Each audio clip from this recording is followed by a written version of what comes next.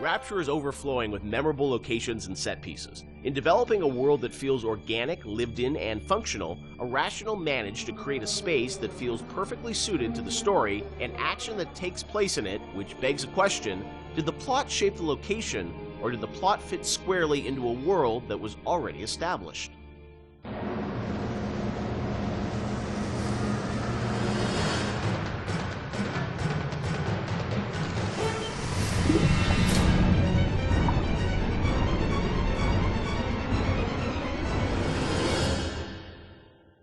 Let's talk about some of the areas in Rapture, because it's an amazing place, but also it feels like there's certain areas that are very well designed and that they have, you know, a very certain aesthetic, and the characters in there, it all kind of comes together. Ken, do you have a part of Rapture that resonates the most with you still to this day?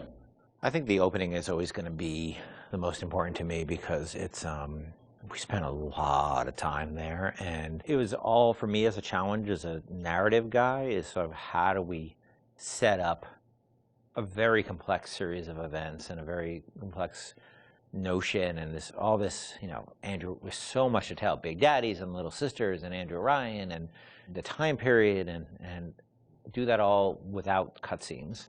And especially, I think, the descent to Rapture when you're in that, when you get in the bathysphere, you know, getting that right, getting everything right down to the, you know, the bathysphere cresting the hill and seeing the city for the first time. Remember how much we worked on the timing of that, just getting that. And it took us forever to figure out that we should just put the slide projector covering the window. Like, again, in hindsight, it seems like such an obvious choice, but we were really trying to figure out, like, how are we going to tell this story of Ryan and then reveal so you can see the, you know, the city beyond the hill. And also we didn't have to show the whole transition going down the bottom of the ocean because the whole screen was covered. Spoiler alert. I think that's the part that will always be near and dear to my heart. Yeah, I mean, for me it was Kashmir. Yeah. That was one of the first... The restaurant at the beginning. Yeah, the restaurant at the beginning, because it was really like the first art box that we created that was Rapture. I mean, we created spaces before that weren't really hitting the Art Deco look. Scott Sinclair just started, and he built that, designed and built that statue of the Atlas with the world on his shoulders that was in the middle of the room. And Mauricio had done some concept art for us of that space. And once we started putting everything together and getting it into Engine and actually walking around it and seeing those giant windows off to the side that just showed the seascape and really drove home the fact that you were underwater. It was the first time really all the elements started to come together. And we actually we had built a bunch of stuff, and we actually stepped back and said, we have to just get one room right before we go any further, because we weren't getting it right. And so Mauricio did that concept drawing. We worked really hard on that statue, and that statue, I think, was the first object we really built in the game that was a Bioshock. So we just stayed in that room for like a month until we got it right. And I think the original concept actually had a tram running through it. So it was like even more complicated, and that was one of those things where we had to keep pulling back to really focus on what the bare essence of that room was. Were there parts of Rapture that you never were able to realize that you sort of still missed at the zoo? People we had a zoo frolic, right? That I was excited about. Not everybody was excited about the zoo, but I don't know why I was excited about the zoo, because it would have been a nightmare. We had another area that was prior to Arcadia that was more of a straight up agriculture, forest type of area. Before we had the bathyspheres, we had a whole sort of subway transport system in Rapture, which we spent a lot of time thinking about, and then just realized that these little submersibles would be a much more realistic and much better solution. You were going to be able to move between locations in that subway system? Yeah, much like the bathyspheres, but they were much more integrated throughout the space, and we really want to support them. And we just realized it was not really relevant to what we were doing. Were there certain locations or areas where you knew a certain narrative point, you know, needed to happen? Like you look at, you know, the reveal of sort of Atlas's true motivations. Like, was that like, oh, we've got to do it this level because it fits the story? Or was it more that you sort of like, you had the game laid out in a certain order and you just layered the story on top of it? I think the big one I can think of is that you encounter Ryan in his sort of like that he would live in an area of industry. Okay. You know, so he lives in this very industrial area because that's where he would feel most comfortable.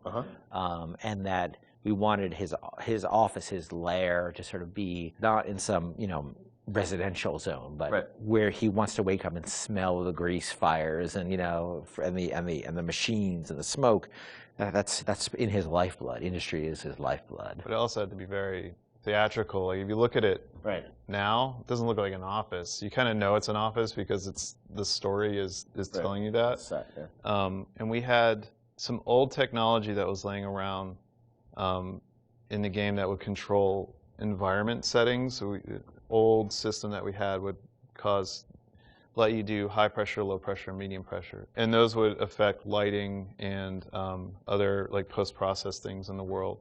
And that was a system that was cut, but because the code was in, we were always trying to figure out ways to use it. And one of the ways that we used it was in the Andrew Ryan sequence, because we didn't have a lot of narrative storytelling tools. We were basically switching the atmosphere to get all the lighting changes. So whenever a light changes in that scene, we're telling the game that the atmosphere is changing. So, and then the preset atmospheres come in and shine the spotlights on them or bring up the house lights when we need them to. It was very, very early on. You could change the pressure in the areas, and that would change how explosions worked and all this stuff like that. And we just couldn't figure out how to make it gettable for the player. We couldn't make it feedback, but we still had all those. That moved a lot of levers in the game, so we still had the system. So we used it for the sort of theatrical cues of the, you know, very theatrical cues of Ryan appearing, the lights going down where you are, and the lights coming up where he is, because the engine didn't have those tools by default. The assassin has overcome my final defense, and now he's come to murder me. In the end, what separates a man from a slave? Money? Power? No. A man chooses. A slave obeys.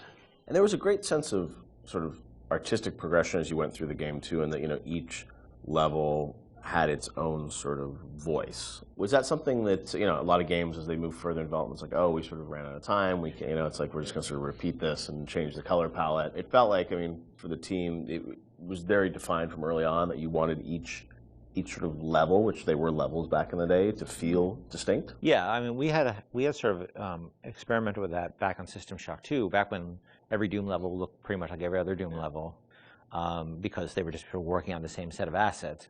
We decided with our very rudimentary tools in System Shock 2 that we would progress with color, and every deck would feel different from a color standpoint, even though most of that was lighting, or textures, nothing really more. But we have the tools to actually, you know, sort of theme levels. I think a lot of this goes back to, I think my first memory was actually from when I was 1 year old at the Montreal World Expo. You remember when you were 1? Well, I remember being at something at this World's Fair, which I didn't realize I think was in 1967 when I was 1 year old, a little over 1 year old. Wow. And I was on a theme park ride they had and I remember being at this thing where a big bat flies out of this sort of thing and comes up. I don't know why I was a 1 year old was on this ride. I'm not sure, sort of a haunted housey kind of ride.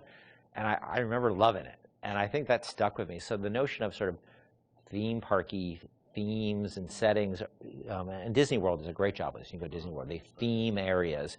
So themed areas are something that always resonated with me. And BioShock sort of always has had this notion of feeling of theme in different areas, much more than the real world has. Like you walk from building to building, most of them you can't really tell them apart. You walk from walk from a floor of an office building to another floor. It's not going to look any different. But we always felt that was really important.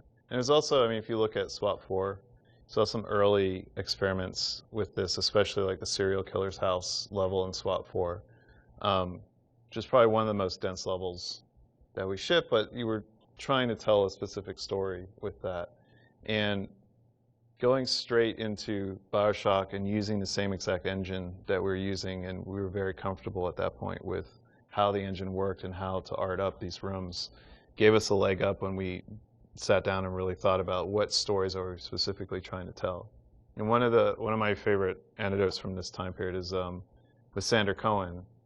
I think it was Nate Wells and Stephen Alexander sat down one night, and they came up with a backstory for every dead body that you find in that space, and then they told that story with the props that they could.